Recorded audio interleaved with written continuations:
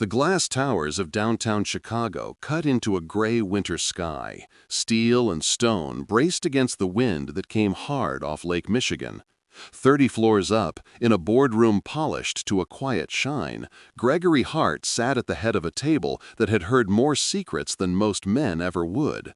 He didn't move like other men his age. At 55, his salt and pepper curls were cut close, his hazel eyes clear beneath dark, thoughtful brows. His shoulders were broad, his chest still thick with muscle. His hands were big, mapped with pale scars and raised veins. When he rose, he didn't lumber, he unfolded.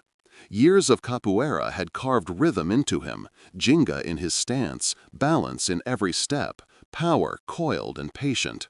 He never announced strength, he just had it, and rooms adjusted. Numbers ghosted across the wall, revenue, risk, the weather of global trade. The tension around the table clung like static. "Father," said Marcus, leaning forward, palms flat. 33, handsome, camera-ready, his jaw perpetually one decision away from a grin. He had Greg's height and his mother's cheekbones, the kind of presence that made people look twice and listen once. "This pace won't hold. Tokyo's partners already think we're too rigid. Joliet's on the verge of a walkout. Press is circling. The world won't wait for us to get comfortable." Greg's gaze didn't blink. His voice, when it came, was even, the kind that made other voices quiet. "The world doesn't respect speed for its own sake. Tokyo settles for strength. Joliet settles for fairness. Both take time. You're not ready to understand that." Celeste, 31, precise in a charcoal dress, hair smoothed into a neat knot, crossed her arms. Everything about her was measured, the files squared to the table's edge, the pen aligned to the page, the breath she took before she spoke. Where Marcus chased lights, Celeste built levers. "And in the meantime?" she asked, tone clipped. "Headlines say we're vulnerable. Families say the yard isn't safe. You may call it noise, but noise moves markets. If we don't adapt, someone else will write our story." A ripple moved through the room, partners shifting, some nodding just enough to register discontent without owning it. Pierce sat 3 seats down, polished as ever, a navy suit that cost too much and said it too softly, tie knotted by habit, smile arranged for mutual benefit. He'd been with Hart Global long enough to know the map of its arteries. In his mind, the company would run cleaner with professionals at the top and fewer legacy obligations. Cleaner meant thinner. Thinner meant for sale. He watched the siblings like a surveyor, measuring cracks. Greg stood, chair whispering over wood. He slid one cuff back, not to show a watch, but to slow the room to his pace. "Strength," he said, "isn't abandoning your ground every time someone shouts. Strength is holding steady when the floor shakes. Tokyo doesn't need children with shiny ideas. They need someone who won't blink. Joliet doesn't need slogans. They need a leader who will face them without flinching. None of you are ready for that." Marcus's jaw flexed. Celeste's gaze sharpened, just a fraction, but enough to cut.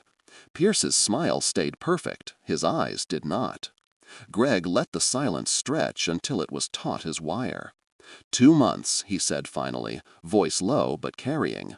"That's how long this house has to prove it can stand without me holding the roof. Tokyo, Joliet, the noise, all of it. You want trust? Earn it in fire. 2 months, no less." He left them to their whispers. Hart Global had begun as a single port contract 30 years earlier. Just a young man with a line of credit and a talent for reading tides, financial and otherwise. He'd ridden forklifts at midnight, negotiated in windowless rooms at dawn, slept and borrowed offices while ships idled offshore. The company became a lattice of ports, rail hubs, cross-docks, cold storage, energy spines, everything other companies stood on when they promised the world next-day delivery. Now it was being tested. The Tokyo expansion, strategic, expensive, politically delicate, shuddered under currency whiplash and tariff rumors. The local press called it a gamble. Joliet, their biggest Midwest yard, ran hot, schedules too tight, overtime too high. Union stewards whispering walkout to cameras that liked that word. In his office, floor-to-ceiling glass framed a city that never softened, trains threading steel, the lake a pewter sheet. He didn't pour the bourbon he'd been ignoring. He pressed his palm to the window and felt the cold through the glass like a truth. This had been his life. Hard edges, moving parts, a kingdom built by refusing to be told where the limits were. 10 years gone and still here, her smile the only soft thing in the room. The day cancer took her, the house had gone quiet in a way the city never would. Grief filled the rooms and then calcified, a weight he learned to lift by carrying everything else. Capoeira had saved his body. The month after the funeral, he found a rhoda in Pilsen with an old mestre who taught without compliments. For 8 years, Greg showed up before dawn and after midnight, learned to sway when life shoved, to see angles where other men saw walls. He brought Marcus and Celeste too, teenagers then, raw and breakable. In the circle, they sparred like they would one day argue, Marcus chasing applause with high, pretty kicks, Celeste drilling sequences until they were brittle and perfect. He tried to teach them rhythm, beats force over time. Some lessons take more than a decade. He looked down at his desk. On the left, the public life, board sessions, earnings calls, a Tokyo trip penciled and circled, Joliet audits flagged red. A memo from PR about succession chatter in the markets. Speculation was always hunger in formal clothes. On the right, his private calendar, not synced to anything and not shared with anyone. A single date 2 months out, circled in black. Under it, a note in his assistant's neat hand, travel, St. Thomas. Paper-clipped beneath, printed from a personal email, an index card with a name and a dock time. Lynda's excursions. Meet Annie on arrival, Captain Lynda to follow. He hadn't called. He needed the promise more than the plan. But the card sitting there loosened something in his chest, like a knot admitting it was only tension. His phone buzzed. A link from legal to an analysis piece. Old school CEO risks Tokyo with rigid playbook. He skimmed, then set the phone face down. The door opened, a knock too late. Marcus filled the frame, tie loosened, apology half-formed. He stopped when he saw the photo and the lake. I pushed too hard in the prep talks, Marcus admitted, quiet. They said we sounded impatient. Maybe I did. Greg turned, hazel eyes steady. You sell certainty like it's a product. It's a posture. Real certainty doesn't talk. It shows up. Marcus looked down, then up. You trained us to fight, he said, a small wryness in it. You forgot to teach us how to wait. I taught you both, Greg said. You liked kicks that make crowds cheer. Your sister liked rules that make judges nod. Neither of you liked rhythm. Learn it, or this place will eat you. Marcus's mouth twitched, the ghost of a smile that remembered a better version of them, sweaty on gym mats, their mother laughing from the doorway. She'd hate this room, he said, glancing at the board table beyond the glass. She'd set it on fire and make us build it better, Greg said. Marcus's jaw tightened. I can still handle Tokyo, he said suddenly, the boy surfacing inside the man. If you let me. Greg studied him a moment longer. You can face Tokyo. Whether you can listen to Tokyo, that's the test. Pierce arrived with someone from investor relations, both smiling the way men do when the math in their pockets is private. Greg, Pierce said, angle perfect. I'll assemble a task force, fresh eyes on Tokyo, outside voices on Joliet, speed and optics. Optics don't move freight, Greg said. They move markets, Pierce replied pleasantly. Markets move debt. Debt builds ports. Ports move freight, Greg said, and walked him to the door with a look that said, enough. Alone again, he slid the index card into his inside pocket like a promise. Meet Annie on arrival. He liked that there was an Annie. It meant the woman at the helm didn't pretend to hold a business and a wheel alone. It meant competence and a crew and a quiet empire of her own. Celeste didn't come. She would be in ops now, turning anger into spreadsheets until they said what she needed. She had always mistaken precision for control. He had once mistaken control for love. He didn't call the number that afternoon. He went home before dark for the first time in weeks, rolled out a mat in a room that had been a nursery and then an office, and then, for a long time, a space no one entered. He stood in the corner and let his body remember, step, sway, breathe. He moved until heat loosened his back, and grief gave up another inch, and sweat salted his eyes. When he stopped, the house sounded different, not empty, just quiet the way quiet should be. He showered, dressed, and at the kitchen counter finally dialed the tiny number printed beneath the dock time. It didn't go to a call center. It rang once, then clicked to a spare recorded confirmation that felt like competence. Reservation confirmed. Captain Lynda, Dock C. Meet Annie on arrival. No questions. No cell. Someone who didn't need to be impressed.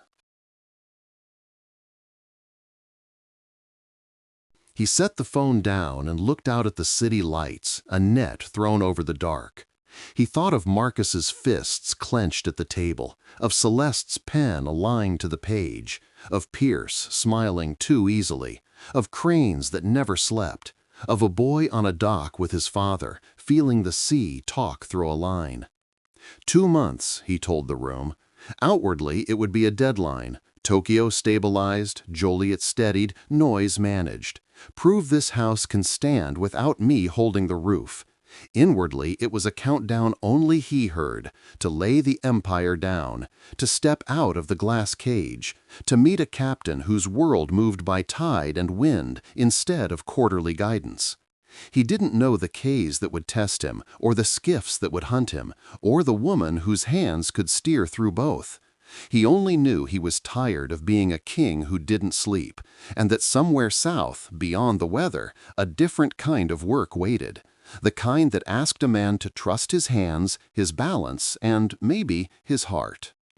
Chapter 2. The Cracks in the Kingdom. Morning came iron gray and unwelcoming. Lake Michigan groaned under ice. Wind needled the glass. Inside Hart Global's boardroom, heat couldn't touch the chill. Directors shuffled papers to look busy. Conversation thinned to a hush when Gregory Hart stepped in. Tall, broad, silver-threading dark curls, hazel eyes lit like stormlight. The room straightened without knowing it had.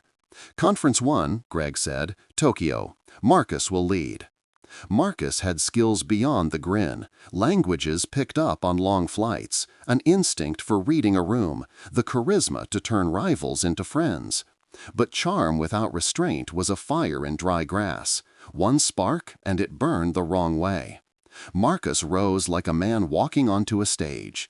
33, immaculate suit, that too-ready grin he thought read as confidence. In the Jenga of his stance, you could still see the boy who went for highlight kicks, flash before flow. Katori Logistics was no ordinary partner. They were gatekeepers to Asia, controlling a chain of deep-water ports, rail corridors, and terminals Greg had chased for 20 years. Whoever partnered with Katori controlled freight arteries from Tokyo Bay to the Indian Ocean. But their executives were famous for formality, for long memories. One wrong tone and a decade of work could vanish. The wall screen flared to life.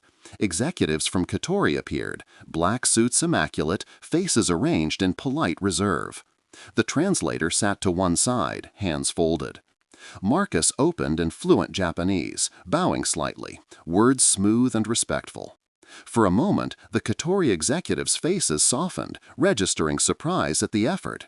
He had studied their language on long flights, and here, finally, was a chance to use it. Then he pressed on. Gentlemen, thank you for your time. We are prepared to move forward, conditional, upon immediate access to your port analytics. The air shifted. The faint softening vanished. One of the executives spoke.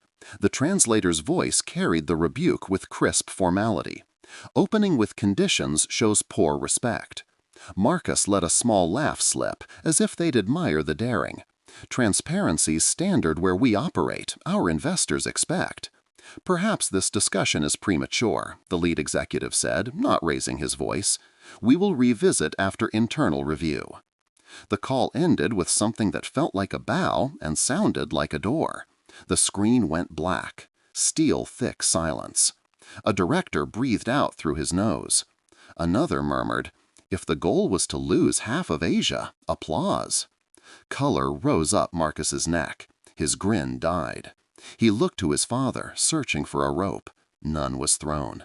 Greg leaned back, voice quiet enough to make everyone lean in. Storms don't reward arrogance. They drown it. Marcus swallowed. They were looking for a reason to delay. They were looking for respect, Greg said. You offered demands. He let that hang, then flicked a glance toward the smaller conference room. Conference 3. Joliet. Celeste, you'll take it.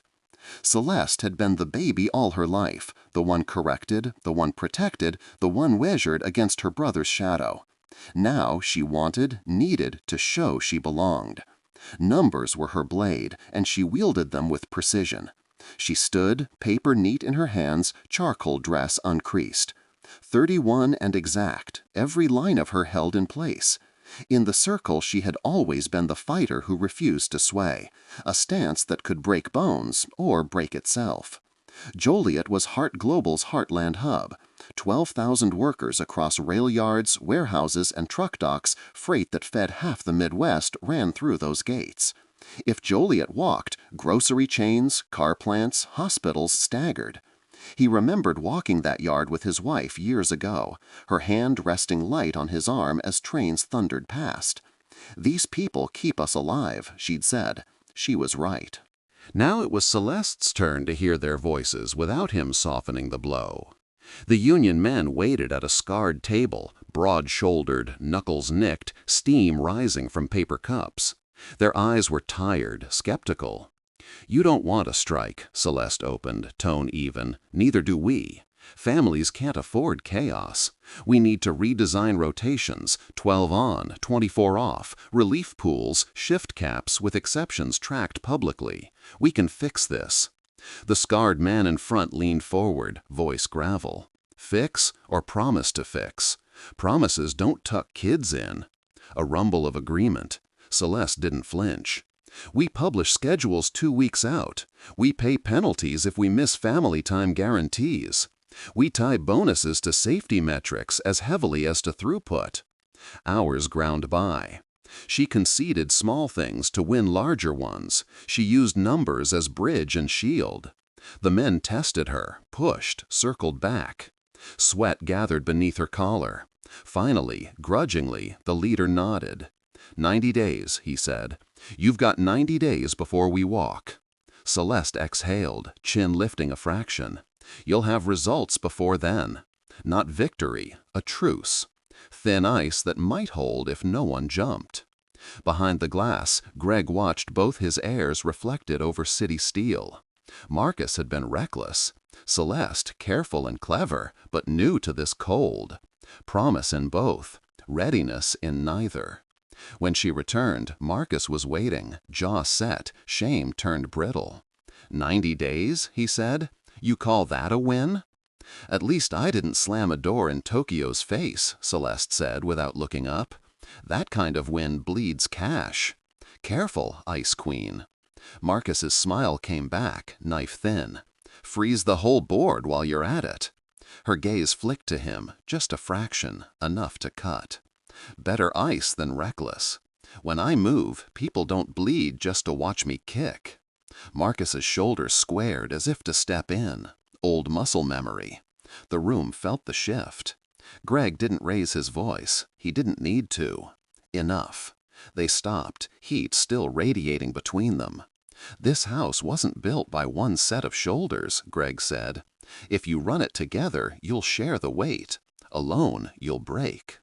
They looked at each other, not with understanding, with insulted pride. Across the table, Pierce's smile lingered the way a shark's might if sharks smiled. He didn't speak. He didn't need to. His eyes did the math. A brother too hungry, a sister too hard, a father stretched between them.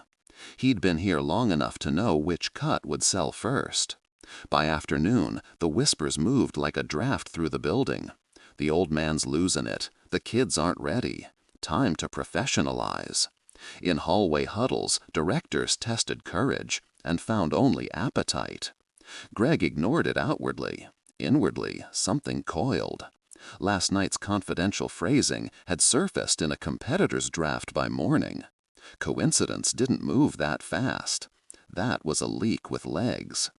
Back in his office, a plain envelope waited on his desk. No return mark.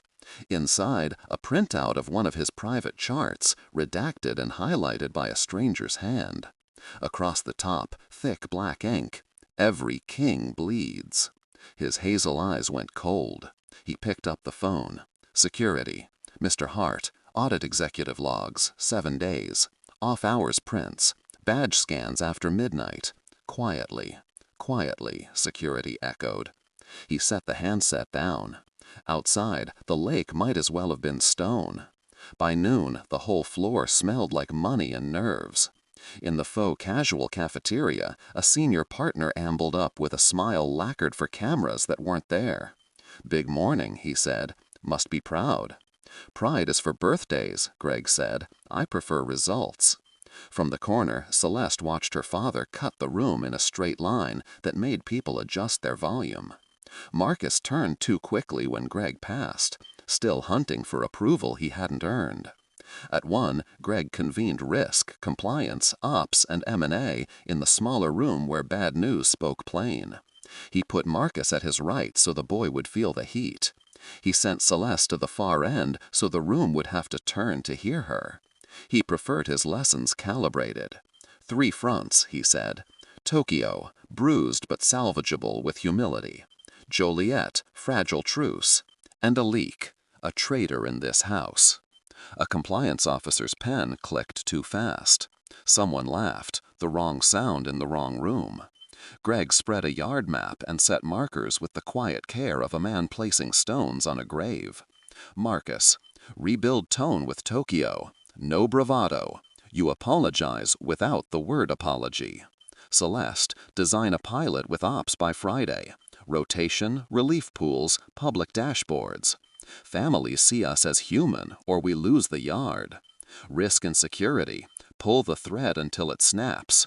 If you find rot, cut it out. "Dad," Marcus murmured, heat rising again, "we don't have to talk about rot.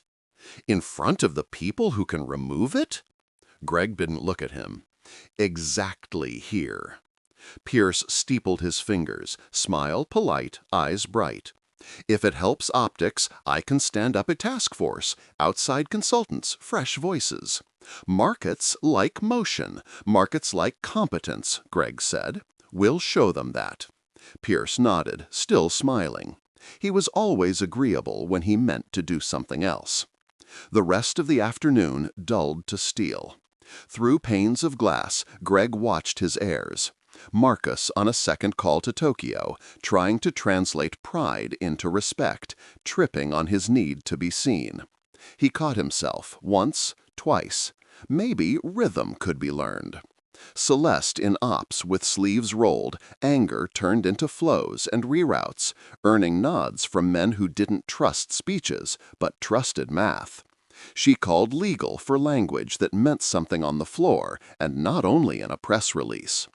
Watching them now, Greg could see it as clearly as he had in the RADA years ago. Marcus had charisma and instinct. He could feel a room, draw eyes, spark belief. But he was reckless, lunging for applause before the rhythm set. Celeste had intellect and precision, numbers her blade, memory her shield. But she was cold, all angles, as if warmth would cost her ground. Together they had the full toolkit, Marcus to open doors, Celeste to secure the lock. Alone, each had a flaw sharp enough to cut them down. That was why he kept forcing them into storms. They had to learn neither could carry Hart Global alone. If they didn't, the sharks wouldn't even need to eat them. They'd devour themselves first.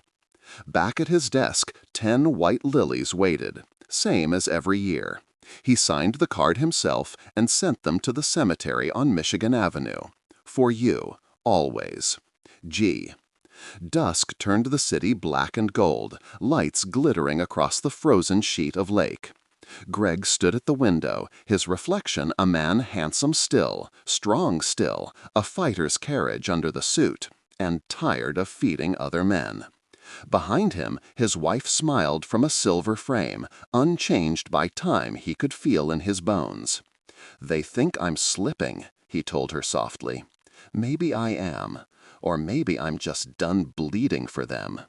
His phone buzzed. Blocked number. He answered. Static. Then a whisper, thin as a blade. 2 months is a long time to bleed. Greg's mouth curved. Not a smile. Something harder. "We'll see," he said, and ended the call. He stayed by the glass a long time, watching the city refuse to sleep. Somewhere south, beyond weather and noise, warm water waited. A captain he'd not yet met, a crew with names, a different kind of rhythm. He tapped the window once with 2 fingers, like a fighter touching the edge of the circle before he stepped in. 2 months, he said to his reflection. "Prove this house can stand. Then I put the roof down." The storm broke early. By 9 a.m., Tokyo was on the line again, and Marcus Hart sat at the table with a tight jaw and none of yesterday's swagger. Greg had made it clear there would be no rescue this time. The call was his to win back or lose for good. The executives appeared, faces smooth, unreadable. Marcus felt their silence like a blade at his throat. His grin wanted to surface, to charm, but he strangled it down. He heard his father's words like a drumbeat. Storms drown arrogance. He drew a breath, bowed low, so low his shoulders dipped, his head nearly parallel to the table, and he stayed there. 1 second, 2, 3. He held the bow until the silence itself became respect. When he straightened, his voice came in fluent Japanese, steady, deliberate. "Yesterday I overstepped. I spoke from pride, not respect. That was my failure, not Hart Global's. If we are to move forward, it will be with humility and transparency on both sides." The translator carried his words, though most of the executives had already understood. The pause stretched. Then the lead executive inclined his head. "You acknowledge your error. That is uncommon. Not victory, but a step back from the cliff." The call continued, stiff but salvageable. The merger wasn't secured, but it wasn't dead. Marcus left the room, pale, shaken, but wiser than he'd entered. Greg had watched from the shadows, arms folded. His hazel eyes gave nothing away. Inside, he marked the change. Not mastery, not yet, but the first spark of humility. By afternoon, Celeste was in Joliet, sleeves rolled, hair pulled back, standing shoulder to shoulder with dispatchers and drivers in a warehouse that smelled of diesel and salt. She'd been measured against Marcus her whole life. The baby of the family, the one corrected, the one protected. Now she wanted, needed to show she belonged. She didn't talk at them. She walked the docks with them, studied rosters, listened to anger poured out in curses and calloused hands. When a veteran driver barked, "You've never sat behind this wheel," she didn't flinch. "No," she admitted, "but I can sit beside it." And she did, climbing into the cab, riding 2 hours through slush and gridlock, asking questions until the driver's suspicion turned into grudging respect. By the time she returned to the hub, the air had shifted. The men still didn't trust promises, but they trusted that she was willing to bleed hours with them. The 90-day truce held firmer now. Not a victory, but progress. Greg received both reports that evening. He said nothing, but the faintest tension eased at his shoulders. His heirs had stumbled, struggled, but they had not broken. Later, security arrived with a file. "We traced the leak," the director said, sliding it onto his desk. "Midnight print jobs, executive floor. Access badge belongs to Alan Pierce's assistant." Greg's jaw tightened. Pierce, senior partner, smooth talking, always smiling too much. He had suspected. Now he knew. That evening, Greg summoned Pierce privately. The man entered with confidence, but when Greg's hazel eyes fixed on him, the smile cracked. "You've been busy at midnight," Greg said evenly. He dropped the file onto the table. Print logs don't lie. Pierce stammered. It was a mistake. She didn't know. Greg's voice sharpened. She won't get the chance again. He picked up the phone. Security. Pierce's assistant is terminated immediately. Escort her out. No access, no severance. A minute later, done, security confirmed. Greg leaned forward, curls silver in the lamplight, voice dropping to a blade's edge. Next time, it won't be her, Pierce. It'll be you. You thought succession meant weakness. Try again, and you won't breathe in this building. Pierce blanched, nodding furiously. Understood. Greg dismissed him with a flick of his hand. Pierce left quickly, shoulders bowed. But in the glass reflection as the door swung shut, Greg caught it. The smile. Too smooth, returning too soon. Submission was a mask. The rot wasn't gone. It was waiting. That night, Greg called Marcus and Celeste into his office. They arrived braced, expecting another rebuke. Instead, he gestured for them to sit. "You want the empire," Greg said, voice steady. "You'll have it. But you'll have it together. Marcus, you'll oversee global growth, strategy, investor relations. Celeste, you'll control operations, logistics, compliance. Neither of you can survive this alone. Together, you might." Marcus shifted. "Together?" Greg's hazel eyes pinned him. "Your arrogance nearly sank Tokyo. Her caution nearly stalled Joliet. Balance each other, or the sharks will eat you alive." He leaned forward, voice dropping. "And watch the sharks. Not just competitors, your partners. Alan Pierce has already shown me his hand. Keep your eyes on him." He let the warning hang, then added, slower, heavier, "Apart from each other, you can trust no one. Not assistants, not partners, not the board. Only each other." Celeste's gaze sharpened, enough to cut. Marcus's jaw tightened. "One more thing," Greg said. "Tomorrow I leave on a long vacation. 2 months, maybe longer.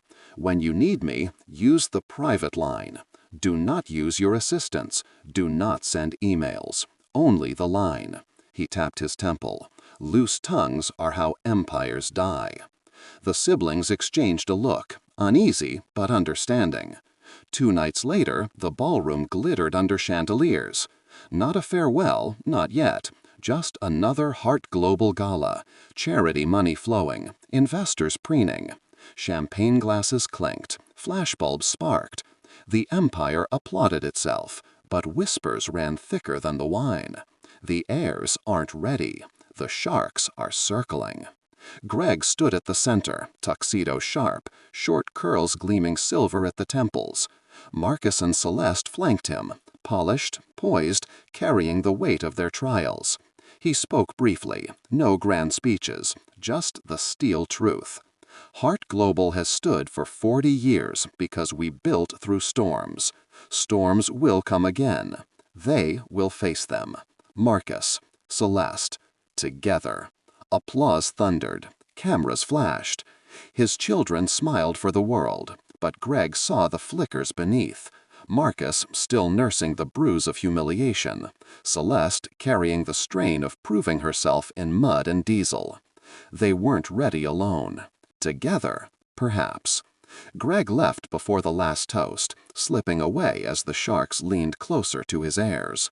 His driver didn't take him straight to the airport. First, he stopped at the cemetery on Michigan Avenue, where 10 white lilies rested fresh against the headstone. "For you. Always. G." At the airport, his jet waited. He boarded without ceremony, coat over his arm, grief folded neatly behind him. As the plane lifted into the night, Chicago sprawled beneath him, sharp and merciless.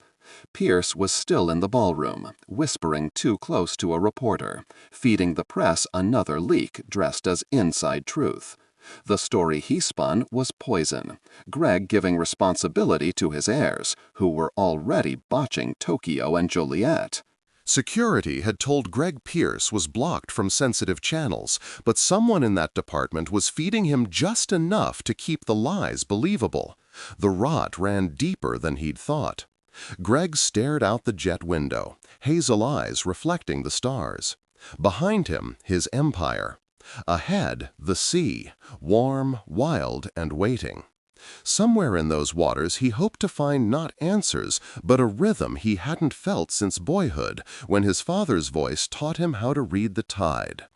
The jet dipped through a quilt of cloud, and the Caribbean rose up to meet him.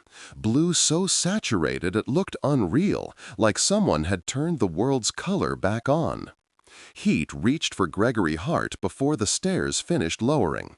It smelled like salt and diesel and wet leaves, and the first breath he took on the tarmac felt like a promise he had been owed for years. He shrugged out of his coat as the airport's small terminal swallowed him. Ceiling fans, sun-bleached posters, officials who moved with the measured patience of island time. In his rented villa that evening, shutters open to the surf, he stared at the number he had saved. For once, he didn't delegate. He pressed call. Lynda's excursions, Crown Bay, a receptionist answered, brisk but warm. Gregory Hart, I made a booking. Yes, sir. Tomorrow at 10 a.m., slip 31. Annie will meet you at the dock to get you settled. Wear light clothes, good shoes, and a hat. The sun's not gentle. 10 sharp, Greg said, and ended the call before doubt could suggest a reason not to go. The marina was already awake when he arrived early.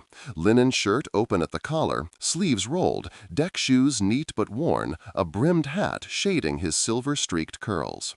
He moved like a man who had been at sea before, steady on the shifting dock. Annie was waiting at the slip, a basket on her hip.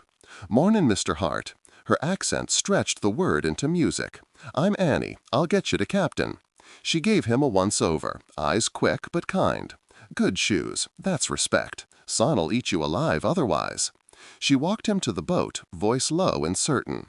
"One thing. Sea feeds you, but she'll test you first. Don't fight her. Don't fight the captain either." Slip 31 held a boat that made Greg pause. Not ostentation, competence. 40 feet of clean lines, white hull scuffed only where a working boat should be.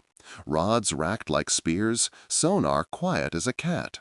The name on the stern read, Second Chance.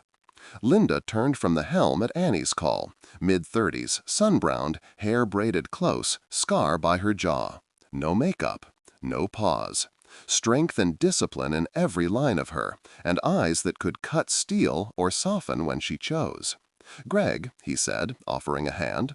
"Lynda." Her grip was firm, dry. Her gaze flicked over him, shoes, stance, the way he rode the dock's sway. The smallest tilt of her mouth gave her verdict. Approval. "You built this?" he asked, nodding to the hull. "First bat," she said. "Every board, every bolt. She gets jealous if I brag, so I don't." Out past the quays, the sea opened. The crew worked with quiet rhythm, lines coiled, iceboxes packed, spreads set wide. Annie moved below with fruit, rice, and herbs, humming while she stocked the galley. Greg stood at the rail until Lynda joined him. She showed him where to grip, how to stand, hand to rail, weight low, eyes up. Don't fight the sea, move with her. Like capoeira, he said without thinking, shifting easily into balance. Her brows lifted. "You fight?" "I learned to release," he said. 8 years. That flicker again. Respect. Then you'll keep your feet under you. The first strike came quick, line zipping, reel screaming. Grabbed, clasped, lifted, reeled too fast.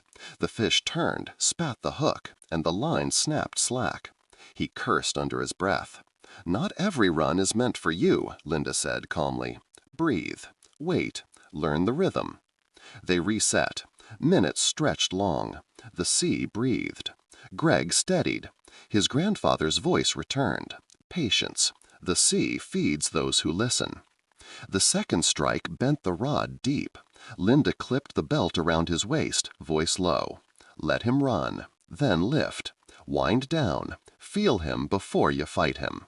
Greg moved with the rhythm this time. Pull, breathe, reel, wait. His father's laughter filled his memory. Strength is knowing when to pull, when to give. The fish burst through the surface, green and gold flashing like sunlight itself. Mahi, angry, glorious. Greg held steady until Lynda struck clean with the gaff. One motion, respect in it. They iced the fish and didn't pretend it hadn't been beautiful a minute earlier. Breathless, Greg leaned back, laughing.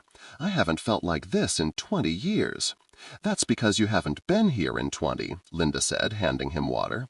People forget their bodies belong to the world, not to rooms. They ate standing, Johnny cakes from Annie's bag, mango wedges, slivers of the mahi seared quick and salted like a blessing. Later, Lynda cut the engines over a white sand patch. Mask and fins. You'll remember something down there you forgot up here. Greg slipped into water that held him like glass. Sun wrote wavering lines across the bottom. Fish scattered silver. Then a turtle drifted past, old and unhurried, as if it had seen him before. When he surfaced, hair slicked back, he was laughing, the boy his father had raised shining through the man's face. "You're not what I expected," Lynda said, watching. "Neither are you," he said. "You expected a hobbyist with a pretty boat?" "I expected a pretty boat," he said. "I didn't expect a captain." That almost smile. Good. Then we're both surprised. Far off, an engine droned wrong. Birds lifted sudden from a rock quay. A skiff slid from the shade. 3 men, 2 casual, watching. Greg's chest tightened. Trouble? "Sometimes trouble thinks the ocean is easy," Lynda said, steady. "The ocean disagrees." The skiff lingered, then veered off. Whether cautious or bored, hard to tell. The sea's breathing returned, but a warning had been planted. By afternoon, the horizon darkened, clouds sketched in charcoal. "We'll head in," Lynda said. "Afternoon builds quick here." Rain curtained the quays on the ride back, then vanished laughing. At the slip, Annie packed her knives and baskets, kissed her teeth at the gulls, and climbed into a waiting skiff. 10 a.m., Lynda reminded him. 10 sharp, Greg said. He stepped off the dock, linen clinging to his back, and felt something he hadn't allowed in a decade: hunger. Not for control, but for surrender. Behind him, Second Chance rocked gentle in her berth. Ahead, the island road unspooled, and the sea kept breathing, in and out, as if to say, "You left one empire, here is another. Be worthy of it." The call came just after sunrise. "Greg, it's Lynda. Change of plan. Weather looks better if we push off later. Pack for 2 days. We'll stay out overnight." He didn't hesitate. 2 days. At sea. Away. By late afternoon, Second Chance was anchored in a quiet cove, tide lapping against her hull. Greg stood barefoot on deck, linen shirt open at the chest, short curls still damp from a swim. He had spent the day hauling lines, casting, even laughing. Now the stillness pressed on him. In his world, calm was never just calm. Calm was the pause before someone made their move. Before dinner, she passed him the fins and a mask with a faint smile. Let the water remind you who you were before the noise. They slipped into water that wrapped around them like silk, warm, welcoming, alive. Moonlight washed the surface, silver and soft. But under the hull, Lynda had rigged a lamp that glowed down into the dark. The beam lit schools of baitfish, swirling like liquid metal. Greg hovered above them, lungs steady, body remembering. Then a turtle drifted past, slow and ancient, as if it had seen him before. When he surfaced, water streaking down his face, he was laughing. I forgot what it felt like to be small. The fish, the turtle, even the reef glowing in that light. It makes all the noise back home seem ridiculous. Good, Lynda said. The sea doesn't lie. She'll always remind you who you are. By twilight, the galley was alive. Annie worked briskly, rice and peas simmering low, plantains frying golden, herbs and garlic filling the cabin with warmth. On deck, Lynda seared mahi steaks, while Greg brushed oil and squeezed lime. The boat smelled like hunger and home. They ate together as the sky deepened violet, fish seared crisp, rice and peas finished and fragrant, salad bright, fruit chilled, beer sweating cold over ice. Greg leaned back with a long breath. "That's the best meal I've had in years." Annie smiled faintly at the praise. She cleared dishes, packed her basket. Lynda pressed cash into her palm. "I'll call you tomorrow," Lynda said. Annie nodded quickly, scarf catching the last of the light. She climbed into her skiff and motored toward the marina, fading into dusk. Greg watched her go. "She's steady. Steadier than most men I know," Lynda said. Midnight found Greg restless. Sleep in the forward berth felt too small, too quiet. He climbed barefoot onto the deck. The boards were cool, the night air warm, stars heavy overhead. The water held its heat too, slipping past the hull in slow, soft breaths. Lynda sat at the helm, eyes scanning the horizon. She didn't startle when he appeared. "You're up," she said. "Couldn't waste this," he replied, leaning on the rail. For a while they sat in silence, moonlight washing the cove, fish darting through the glow of the underwater lamp.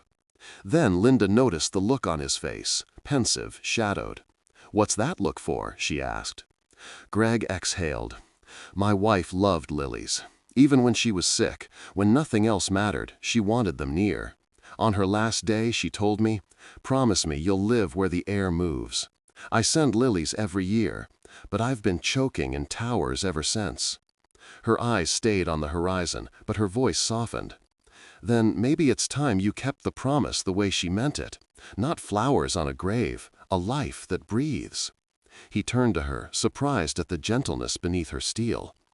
"You sound like you've told yourself the same thing." "I have," she admitted. "I worked missions that didn't have names, black jobs, things that stain. When I came back, I realized the water doesn't care who you were, only how you move now. That's why I stay here." Greg studied her. "So you are afraid, you just refuse to let it steer." Her eyes met his, steady. "That's right." Then the sound shifted. Motors. 2 of them. Lynda moved fast, mast light off, anchor alarm silenced. "Inside," she whispered. Greg shook his head. "No, we're 2. This isn't your fight. I won't hide while you face it alone."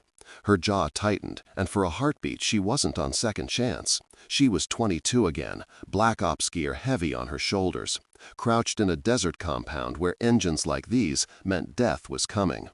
A young man at her side hadn't listened, had rushed instead of waited. She had buried him at dawn.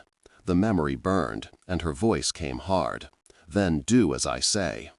The first skiff bumped the swim platform. 2 men climbed aboard, shadows in the dark. One lunged with a knife. Greg caught the wrist, body moving in rhythm, capoeira instinct, twist and counter. The blade grazed his arm before clattering to the deck. Blood came hot. He drove the man into the combing, fury sharpened by discipline. The second swung a pipe. Lynda was already inside his reach, stripping the weapon clean, dropping him with precision born of training she didn't name. The second skiff hesitated, engine snarling, then spun off into the night. Stillness fell. Only water moved. "You're bleeding," Lynda said, breath sharp. She tore cloth from the helm cover, binding his arm with quick, sure hands. "You told me to stay back," Greg said. "And you ignored me," she snapped. "That kind of pride gets people killed." "That kind of pride kept me alive long before you," he countered, voice even.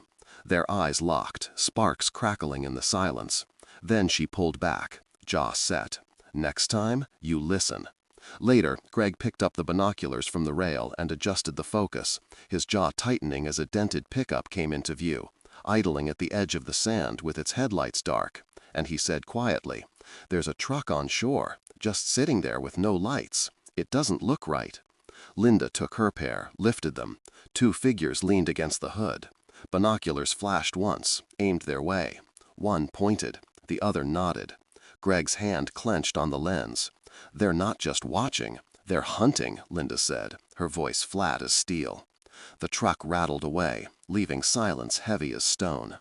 The sea rocked them gentle, testing, and in Greg's chest something unlocked for the first time in years. Fear, yes, but also hunger. Greg woke to the sound of water nudging the hull and the faint smell of coffee. His arm ached where the bandage pulled tight, a dull reminder of knives in the dark and the men who hadn't come by chance. Lynda appeared in the doorway with 2 enamel mugs, steam curling into the early light. She handed him one, her gaze dropping to his arm. "Strong enough to argue," she said. He took a sip, winced at the heat. "Depends on the subject." Her mouth tilted just slightly. "You moved well last night. That wasn't luck." Greg gave a short nod. 8 years of capoeira. It kept me sane after my wife died, and it kept me sharp in boardrooms that tried to cut deeper than knives. Turns out it works on real blades, too. "That explains it," she said evenly. "Most men freeze when steel flashes. You didn't." For a moment, the quiet stretched between them, carrying the weight of the night before. "They weren't out for you," Greg said, voice low. "They were out for me." Lynda didn't argue. She set her mug on the rail. "And they'll be back. So we prepare. Fuel topped, radios checked, spares packed. We move like they're already behind us." Greg leaned against the bulkhead, hazel eyes fixed on the horizon. "Because they are." By mid-morning, they tied up at the marina. The market was already awake, vendors shouting, knives rapping against boards, stalls bright with fruit and fabric. Lynda laid their catch, a split of mahi and wahoo, on a worn counter. The fishmonger's grin flashed, already reaching for his blade. "Cut me a few steaks for a small party," she said. "The rest is yours." The knives went to work, quick and sure. Islanders noticed everything, and they noticed Greg. Linen sleeves rolled, broad shoulders marked by a bandage. An older woman eyed him openly.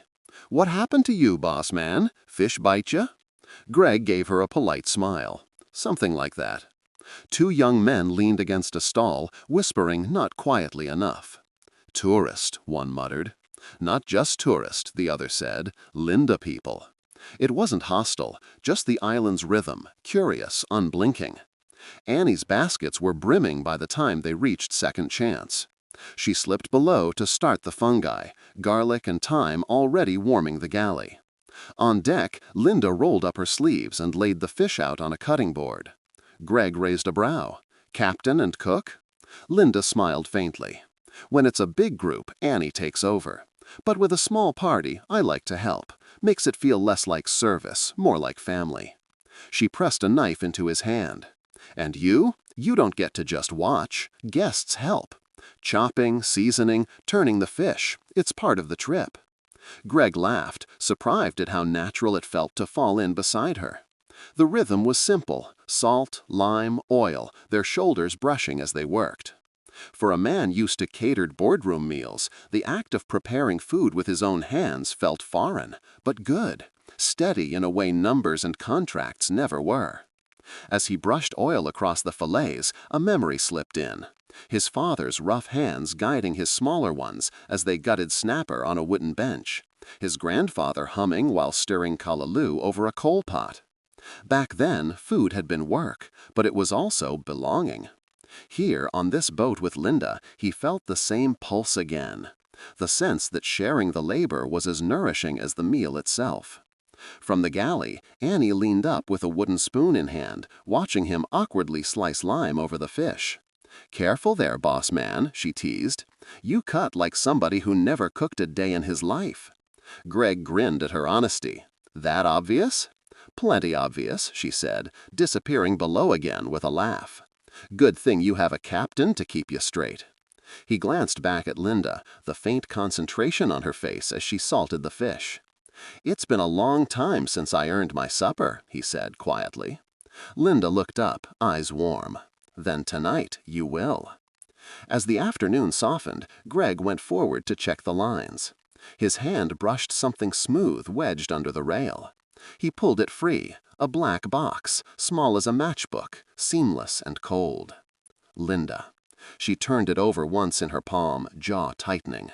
"Not ours." "What is it?" "Tracker," she said flatly. "Means someone wants to know where we go." Her eyes lifted to his. "And it means they know who you are." The ache in his arm pulsed, dragging back the memory of knives and men in the dark. Greg thought of Marcus and Celeste in Chicago, already under fire. He thought of Pierce, smiling too much, feeding the press.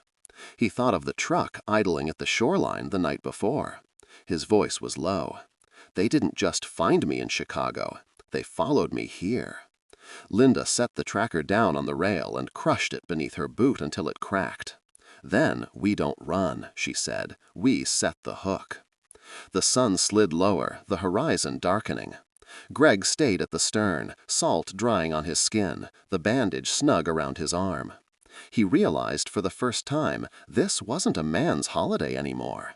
It was a hunt. And the only shield between him and ruin was a captain who had already decided the water was hers. Dawn rose clean and blue, the kind of morning that made danger look like a bad dream. Greg brewed coffee while Lynda checked the horizon. The tag sat on the counter between them, small and silent, more dangerous than it looked. "Mark it first," Lynda said. "Keep the pattern." They tied up late morning. The same vendors, the same noise, the same bright crush of color. But Annie wasn't at their usual stall. No bright scarf, no quick smile. Lynda's eyes narrowed just a fraction. She's never late.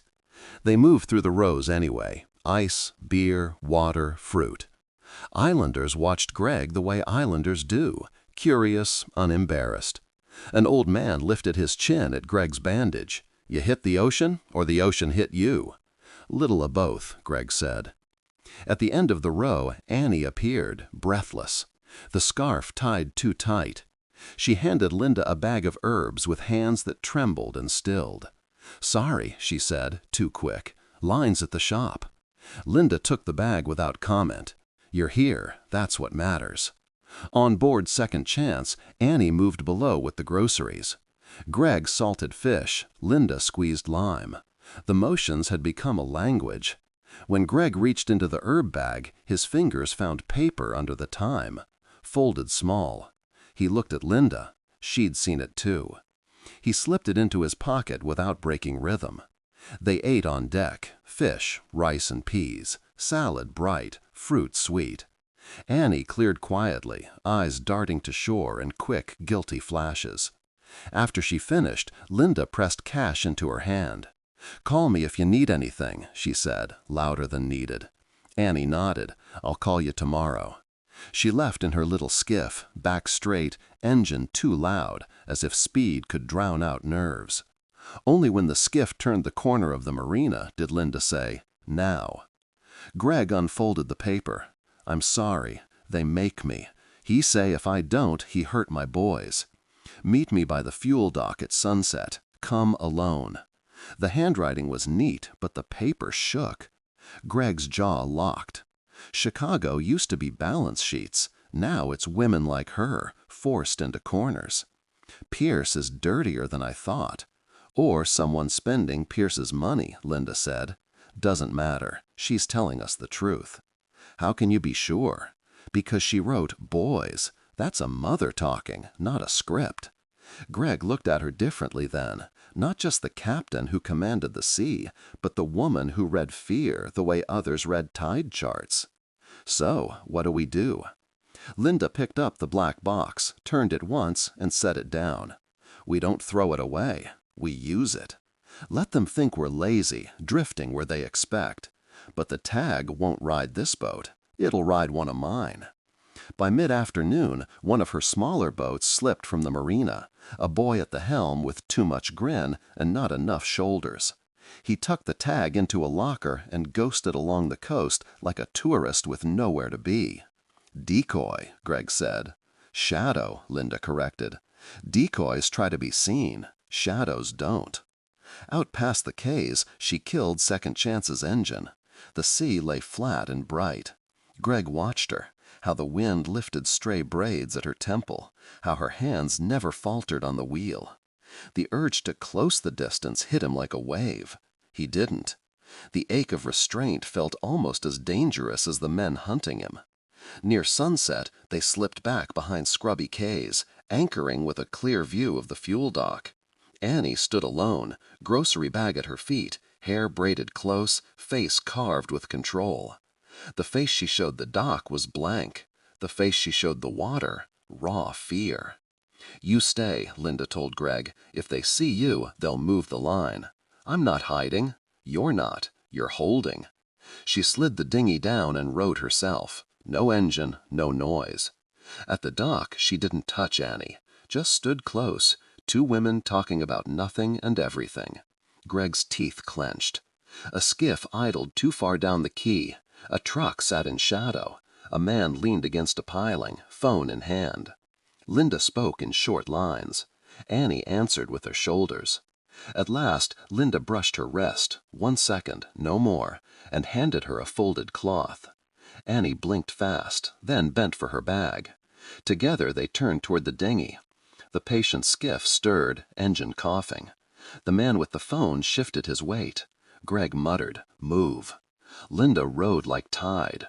Annie kept her face down, body rigid with discipline. The skiff eased, then stopped. Something in the man's phone changed his mind. He shrugged, wheeled away. Seconds later, the dinghy touched Hull. Annie climbed aboard, breath shallow. Up close, the tired was deeper than Greg had seen. "I'm sorry," she burst. "I didn't want to. He say if I don't do it, my boy's gone. Please, I didn't want to." Lynda lifted her hand, steady. "You did what you had to do to keep them alive. Now we do what we have to do." Annie's eyes filled, quick and hard. "He's not from here. Talk like he never burn in the sun. He give me the little black box, tell me hide it on the boat. He knew your schedule. He knew your name." Greg's jaw flexed. "Pierce. Or someone paying him," Lynda said. "Either way, we cut the line." Greg looked at Annie, really looked. She wasn't a pawn. She was proof.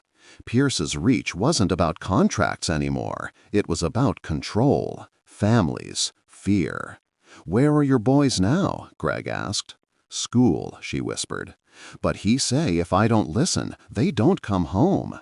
"Then tonight you don't go home either," Lynda said. "I'll put you on another boat, quiet, safe."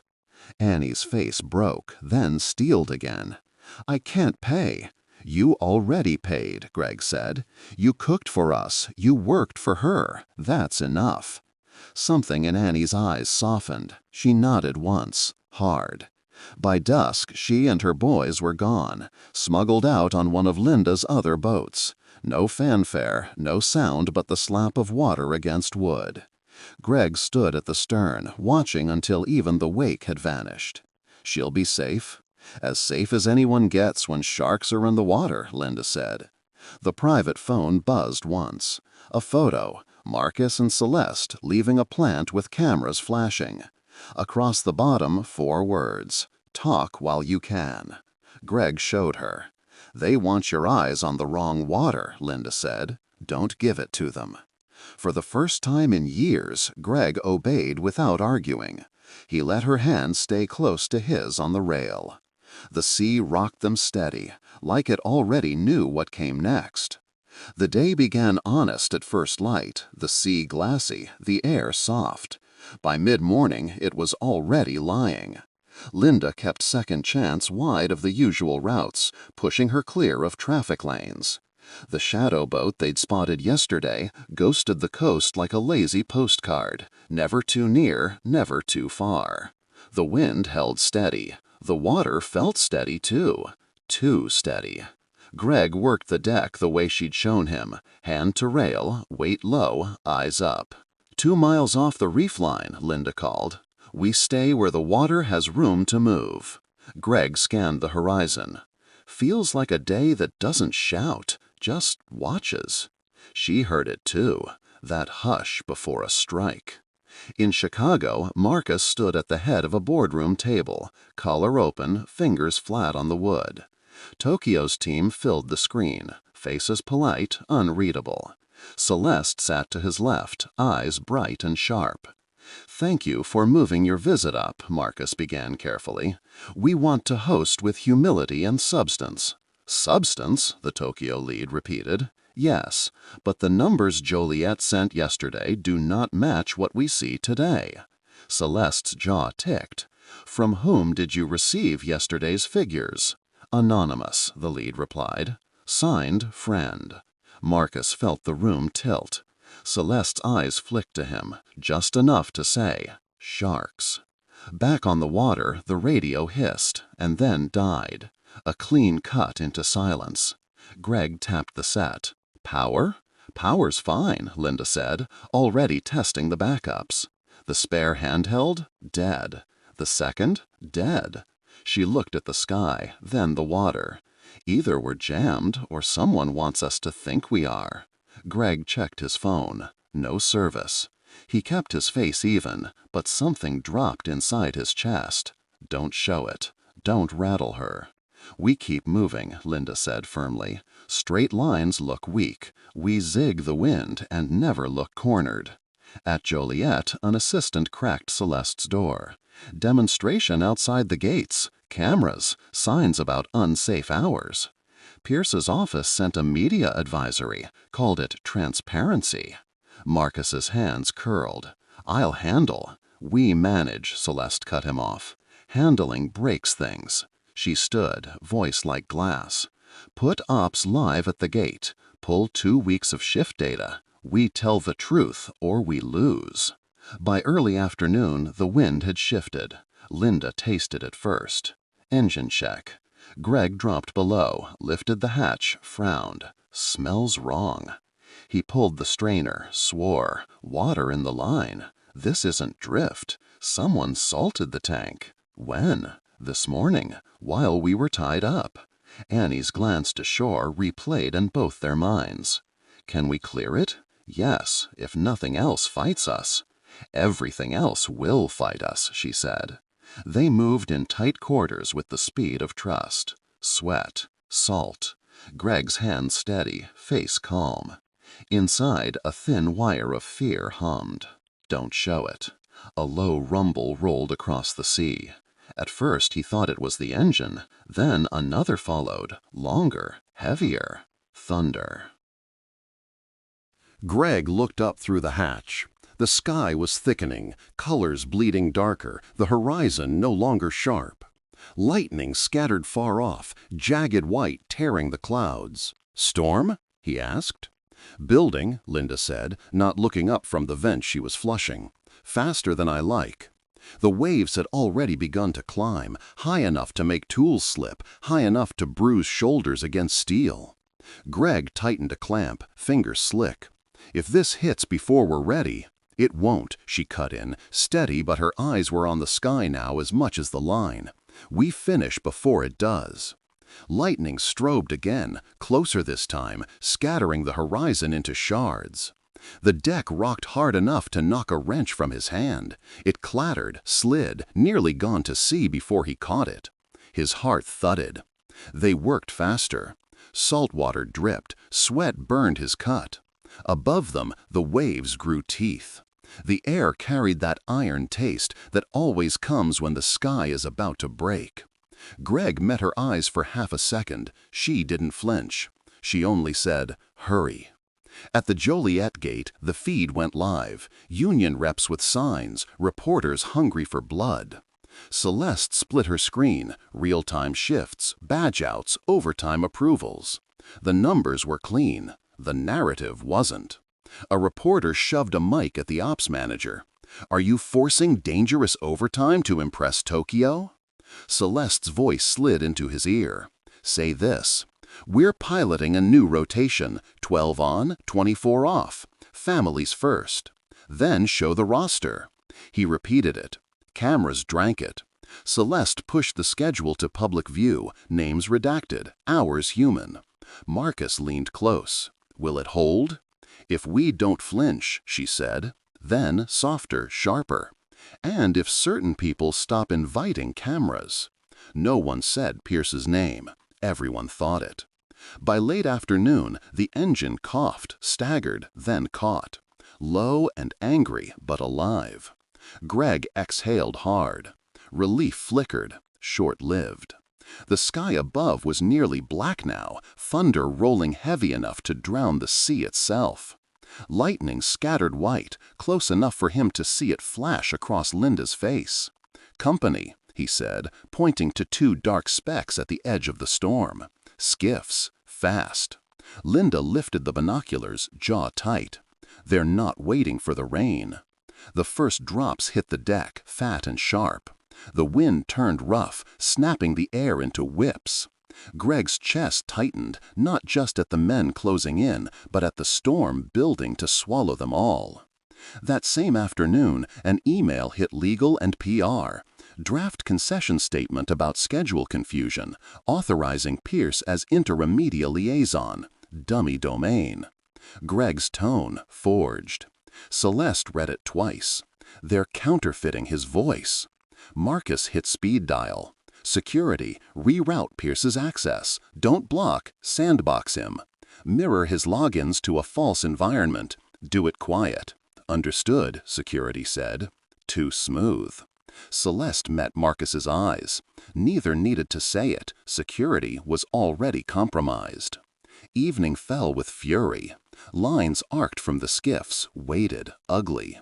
One for the prop, one for the bow. Cutters, Lynda said. Greg slashed the first line clean. The second bit the rail. He lunged, missed, lunged again, felt the bite give.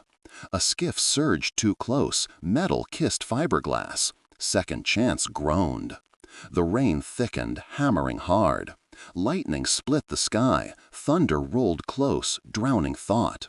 Jackets, Lynda shouted, already buckled in. Tethers on. Greg strapped in, breath shallow, face stone. Inside, fear admitted itself for the first time in years. Greg! Lynda's eyes locked on his through sheets of rain. Trust me. I do, he shouted back. And for once, it was true. That night in Chicago, Marcus and Celeste walked into a private dinner shoulder to shoulder. Pierce rose to greet them, tie perfect, smile easy. Family, he said warmly. Let's align. 3 folders lay on the table, names typed neat. Inside Marcus's, an interim transition letter, dated tomorrow. A pen waited. Celeste didn't sit. Security, she said into her phone. Confirm Pierce's access is rerouted. Mirror feeds only. He sees what we choose. Affirmative, security said. Too smooth. Pierce's phone buzzed. He didn't look. He didn't need to. His smile said enough. On the water, the storm owned the world. Rain like nails, wind with teeth. Second chance climbed a wall of water and slid, bow knifing spray. The skiffs vanished, then reappeared, then gone again in white. Where does this cut go? Greg shouted over the roar. Through, Lynda answered, if you know the line. Do you?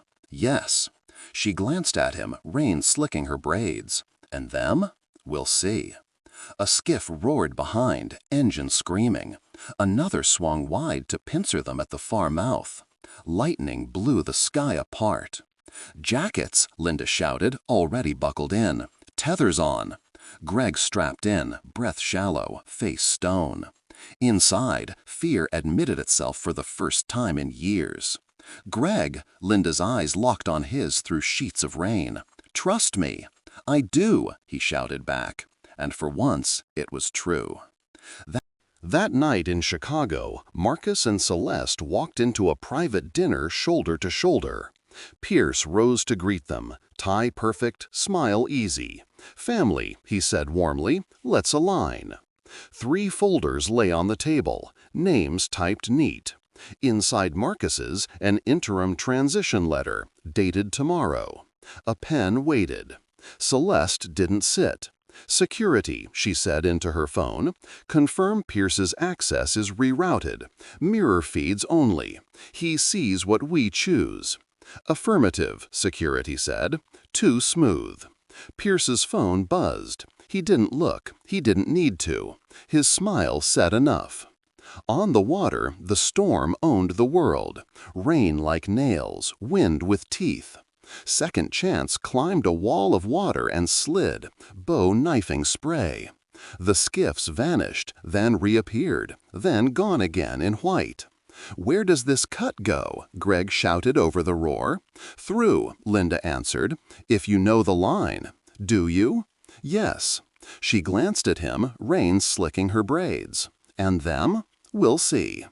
A skiff roared behind, engine screaming. Another swung wide to pincer them at the far mouth. Lightning blew the sky apart. "Hold on," Lynda roared. She spun the wheel. Rock whispered along the hull without touching. One skiff clipped stone with a sound like arrogance breaking. The second accelerated into the mouth of the cut, straight at them. Greg's tether yanked tight. Fear clenched him, but his face stayed calm. "Now what?" "Now," Lynda said, "you trust me." She threw the wheel. The world tilted. The storm swallowed everything. Water came from every direction at once, down in sheets, sideways in knives, up in fists thrown by the sea. And Second Chance shook, then shouldered forward like a living thing that had decided to keep breathing out of spite. "Hold that line," Lynda shouted, her voice cutting through thunder like it had weight of its own.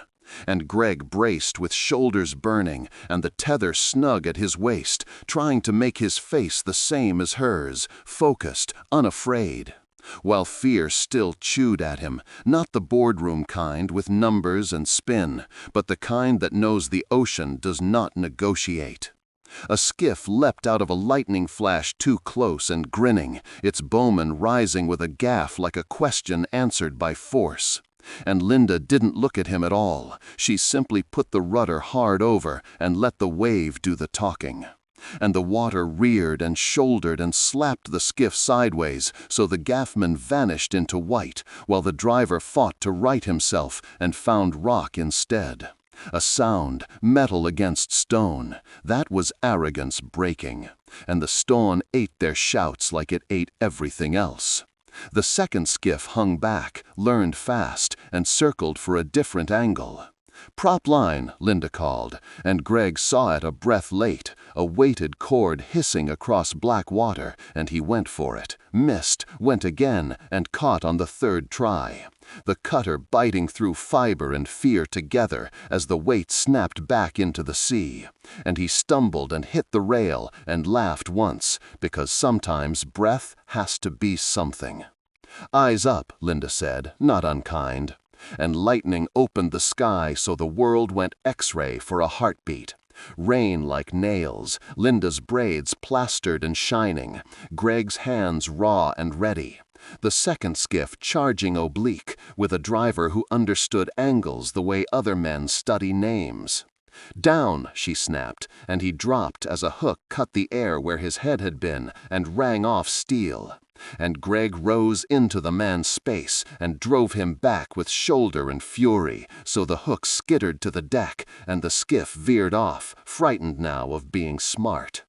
They threaded the cut between Ks because Lynda knew the line. Rock to one side, reef to the other, a channel that forgives no pride. And twice the hull whispered along stone without touching, and twice Greg forgot to breathe, and twice Lynda's hands stayed calm, like the weather in her head refused to move. The third skiff, the one that held back, never rushed. It shadowed and learned, and when the storm blotted the world to a white dome, the shadow skiff went simply gone. Not defeated, not found. Gone the way men go when they mean to be near again. Night took the storm and made it heavier, rain coming colder and wind going hoarse. And Lynda tethered them both under the hardtop, set the pump to a steady rhythm, and gave the throttle just enough to keep the bow honest. "Sleep in turns," she said. "In this?" Greg asked, half a smile, because humor was the only dry thing aboard. "You sleep when the ocean lets you," she said, and the ocean didn't argue, and he didn't either. He watched her check lines, then check them again, then check the way water wrapped the hull as if it knew their names. He watched the rain gloss her lashes, and watched the storm paint her into a woman the world should have learned to fear earlier. And when his turn finally came, he leaned against the bulkhead, with tethers humming and jacket cold. The boat rising and falling and rising again with the kind of motion that teaches humility. And he closed his eyes and thought of lilies and windows thrown open to the cold, and a promise he had not kept until a captain made him. "You okay?" she asked, the question quiet inside the noise. "No," he said, surprising himself with the truth, "but I'm better with you at the wheel." And something eased across her face, a thing she didn't often let escape. "Good," she said, "stay that way." Thunder rolled and rolled until thought had to wait, and in the small space between gusts their shoulders found each other and didn't move, and the storm took care of the rest of the distance, kept it charged, kept it necessary. They rode the night in pieces, pumps thumping, lines singing, the ocean working to unmake everything that floats, while Lynda's hands never left the boat and Greg's never left the work she gave him. And when the rain softened for a few breaths, she tipped her chin toward the dark, and he understood that grace is brief, so you use it. And they drank water and ate cold rice from a plastic container, and laughed at nothing, and went back to staying alive. And somewhere behind them, in weather that hides and reveals at its own pleasure, a motor coughed once and cut. And the shadow skiff stayed out there, because men who wait in storms are worse than men who attack in sun. The room in Chicago was warm and dry and built to flatter men into becoming easier prey. And Marcus stood at one end of the table with his jaw tight, while Celeste sat, then didn't, then stood again, because stillness felt like surrender. And Pierce smiled as if he had invented courtesy. "Your father would appreciate a clean handover," Pierce murmured, "an orderly horizon. Investors like certainty." And Marcus cut in that investors like spine more. And Pierce's smile didn't move, because smiles like that are welded on. And he said, "Spine fails without structure, and they need the letter." Celeste lifted the folder with her name on it and read the first line without letting meaning in. The paper expensive, the pen heavier than truth. And across the city, security's reroute fed Pierce exactly what he expected to see. That Tokyo wavered, that Joliet bled, that siblings whispered two plans into two different ears. "Your media memo was sloppy," Celeste said, setting the pen down as if it had gone unclean. "It reached the right people," Pierce answered, eyeing Marcus the way a man eyes a door he wants open. "And sometimes all a company needs is a little relief from confusion." And that word relief landed the way it always does when whispered by men who intend to take something. "We don't need relief," Marcus said, heat in his throat. "We need loyalty." "Loyalty," Pierce replied gently, "is what men say when power is moving away from them." Celeste stepped closer to her brother without looking at him. "We are here to talk to Tokyo at 8, she said. "We are not here to name a regent." Pierce's gaze slid to the door, to the windows, to that space where future tends to stand when it's early. "Tokyo requires assurance," he said. "You can't give it if you argue in public. Let me be your bridge for the quarter. No titles, optics only." "You mean power," Marcus said. "I mean safety," Pierce replied, with the delicate offense of a man who calls theft a rescue. And he tapped the pen, half a page and a signature, and your father would. "You don't know what our father would do," Marcus said, louder than the room liked. "You know what you want." Silence lay down between them. A bored ally at Pierce's shoulder cleared his throat and chose not to speak. Celeste's phone vibrated once, security confirming the sandbox was stable, and she didn't trust the word because nothing in the last day had been. "We'll see you at 8, she said. "Bring your questions. We'll bring the numbers." "Numbers," Pierce echoed, making it sound like something to step over. And he gathered the folders and left one behind by accident, the way accidents like that are intentional. And in the corridor that always holds whispers, he leaned to a man who enjoyed leaning toward power, and said, "By morning, Hart will be history. Push the op-ed at 6. Use the photo with the sister's jaw bent wrong. The headline writes itself." And the man smiled, like someone who knows where ink comes from, and said, "Done." And Pierce texted a line security had taught him would never reach the sibling screens. "Confirm Tokyo hears labor unrest is growing. Emphasize continuity controlled by me." And a reply pinged back quickly, the way compromise always does. On it. Inside the private room, Marcus leaned on the table until the grain imprinted his skin. "He thinks we're breaking." "We are," Celeste said, watching the closed door as if it were a person. "Just not the way he wants." And when Marcus said, "You want leadership and I want leadership and we can't both," she surprised them both with, "We can. Just not the way we imagined. You take the floor at 8 and I take the floor at 9. You show face, I show plan. He doesn't get to decide which is the company." And he stared and then nodded because the alternative was to lose. Near dawn, the storm grew bored of punishment and stretched out, still mean but less personal. Rain running to drizzle, wind sulking, the sea remembering how to breathe without shouting. And they let the boat breathe too. Lines eased and tethers unclipped, and the deck feeling larger than it had any right to be.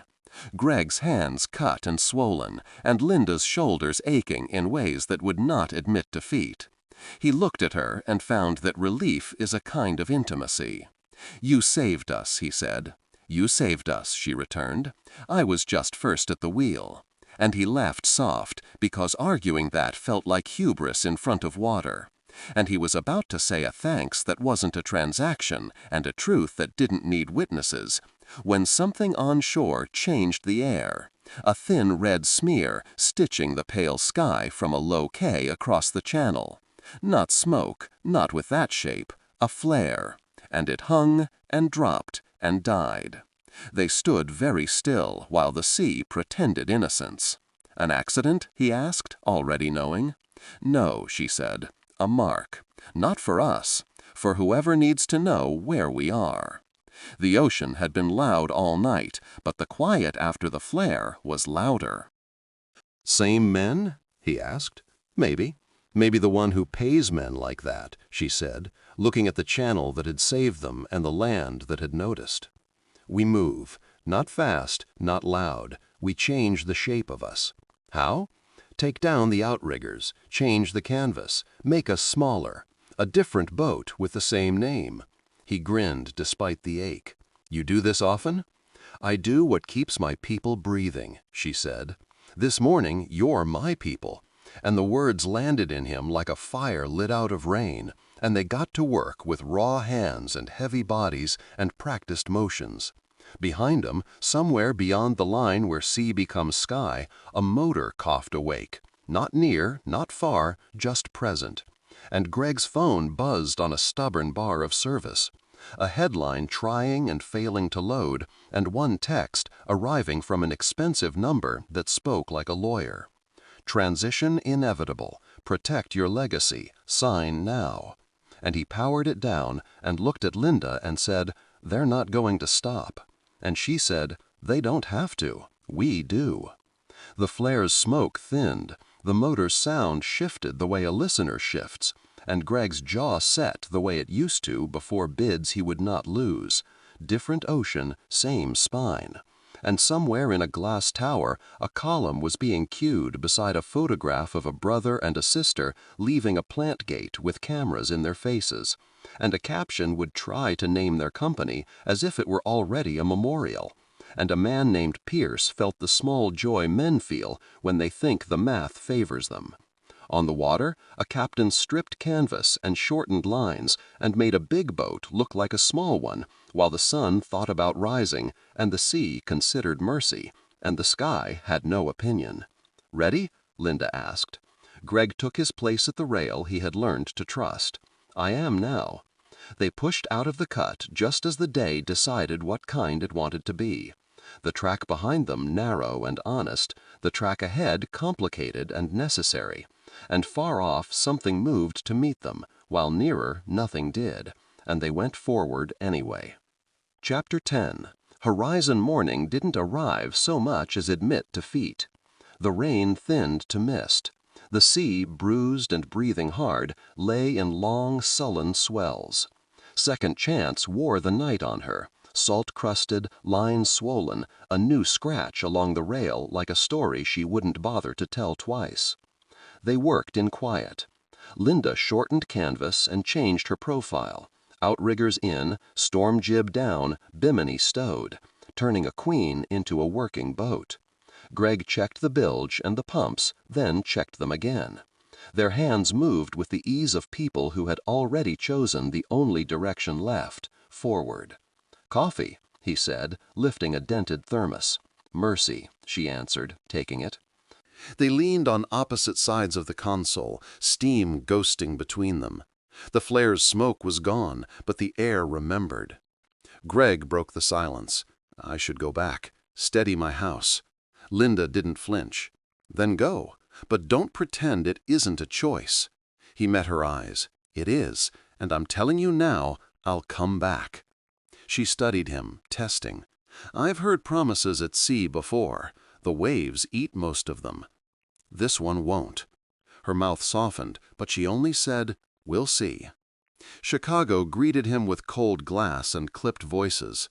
By the time Greg reached the boardroom, Marcus and Celeste were already there, seated side by side. It was the first thing he noticed, not one above the other, but together. The outside firm Celeste had hired was waiting, files stacked neat. Their lead, a thin man with eyes that cut sideways before they cut forward, set down a binder as if it were a verdict. "Mr. Pierce directed the falsified logs," he said. "We traced anomalies to his assistant, acting under direct order. Screenshots, messages, a recording. The assistant has cooperated fully." The room shifted. A chair creaked. Marcus's jaw set tight. Celeste laid her hand flat on her folder, as if to claim the weight of it. Pierce tried to smile. "Fabrications, assistants fold under pressure. Surely we aren't taking." The man pressed play. Pierce's voice filled the room. "Seed false numbers and leak the Joliet on rest to neutral outlets." Silence, the kind that feels like a floor giving way. Greg leaned forward, hazel eyes cold. "Greed I can understand. Betrayal I cannot forgive." The board chair, never sentimental, nodded once. "Effective immediately. Mr. Pierce is removed. All access revoked. Security, escort him out." Pierce's face cracked. He laughed thin. "You'll regret this." "No," Celeste said, voice flat as glass. "You will." The guards moved in. His allies didn't follow. One picked up her bag, another turned his chair away. By the time Pierce reached the lobby, his name was already stripped from the building directory. By noon, the same outlet that had carried his transition imminent Fedline carried a retraction and a grainy photo of him being escorted out. Public humiliation carried faster than any whisper. Marcus exhaled. Done. "Not yet," Celeste said. "We rebuild security from the inside out. No more shadows." Greg studied them both.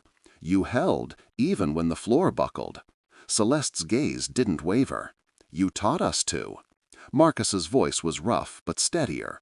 "You gonna stay this time?" Greg shook his head. "I came back to close the circle. This is yours now.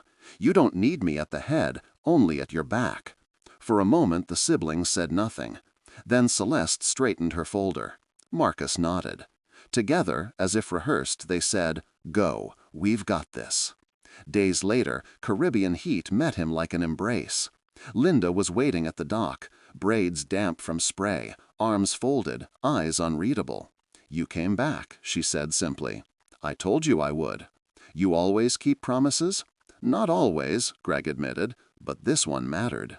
For a second, neither spoke. The gulls filled the space. The sea slapped pilings, honest again after all its lies. "I haven't let anyone in since my wife," he said quietly. 10 years. No one got close. Until you. Her eyes softened, a storm breaking behind them. "I built walls higher than most men could climb. The water was the only thing I trusted. Until you." The words hung between them, heavier than any storm. Then his hand found hers, and this time she didn't let go. When he kissed her, it wasn't frantic, it was deliberate. A man who had faced storms and boardrooms and still chose this woman, on this dock, in this moment. She kissed him back with the same certainty. The sea breathed against the hull of Second Chance, no lies in it now. Back in Chicago, Marcus and Celeste steadied the empire. Tokyo stayed on. Joliet held firm. Security was rebuilt, sharper and loyal. Their father's words echoed in quiet corridors. You can't be tested when it's calm. Leaders are tempered by fire. On the water, Greg and Lynda walked the pier side by side. No storm above them, no shadows at their heels. The horizon stretched wide and honest. "You're not afraid anymore," she said. "I am," he answered, "but now I know where to go with it." Together, they stepped aboard Second Chance. The ropes were loosed. The boat moved forward, not asking permission, only carrying them toward whatever waited beyond the line where sky meets water. Second Chance carried them on.